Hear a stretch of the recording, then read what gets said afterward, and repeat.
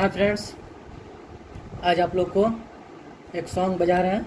आप लोग सुन के बताइए कमेंट में कैसा लगा, और चैनल को सब्सक्राइब कर दीजिएगा और बेल आइकन प्रेस कर दीजिएगा ताकि कोई भी वीडियो डाला है तो सबसे पहले आपके पास नोटिफिकेशन पहुँचे।